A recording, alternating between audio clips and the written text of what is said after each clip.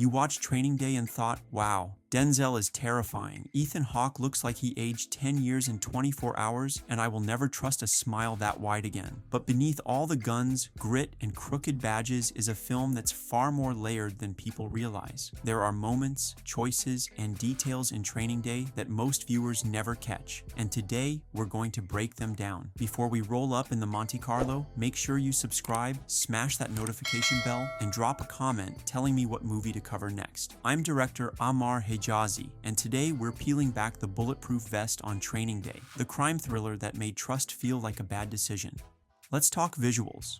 Director of photography Mauro Fiore gives this movie a raw, street-level look that feels less like a film and more like surveillance footage of LA's underbelly. Everything's handheld, gritty, and saturated with heat, literally. The color palette leans into warm yellows and sweaty oranges, making you feel the tension, the pressure, and the long, draining day the characters go through. Notice how the camera moves differently depending on who's in control. When Alonzo is driving the day, the shots are smooth and confident, but when Jake starts realizing what's really happening, the frame starts shaking. It's subtle, but it mirrors his internal panic. And let's not forget how the neighborhoods are lit. Dim hallways, shadowed apartments, claustrophobic backyards. This isn't a cop movie glossed in Hollywood polish. This is LA noir in the daylight, and it's genius. The script, written by David Ayer, is tight, bold, and absolutely relentless. Structurally, it's a pressure cooker. We start the day with idealism. Jake wants to make a difference. By midday, he's knee-deep in moral compromise. By nightfall, he's facing death in a bathtub. What makes the script brilliant is its moral ambiguity. Alonzo gives Jake just enough truth to keep him guessing, and just enough corruption to force his hand. It's not just a game of good cop versus bad cop.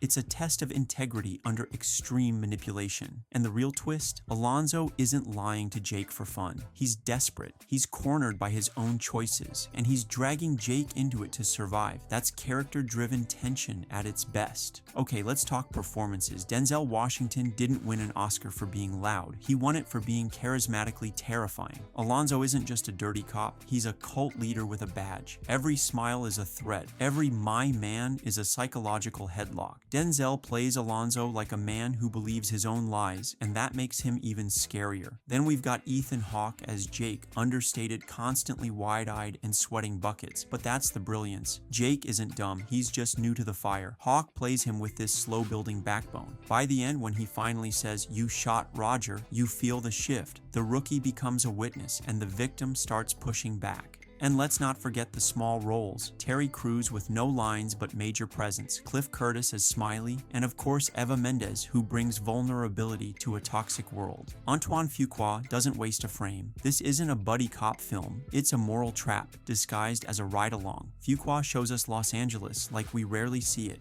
not just palm trees and freeways, but tight-knit, heavily policed, complex communities. Every set piece feels lived in. Especially that terrifying apartment scene with the cholos. You feel Jake's isolation not just from the gangsters, but from the system that left him there.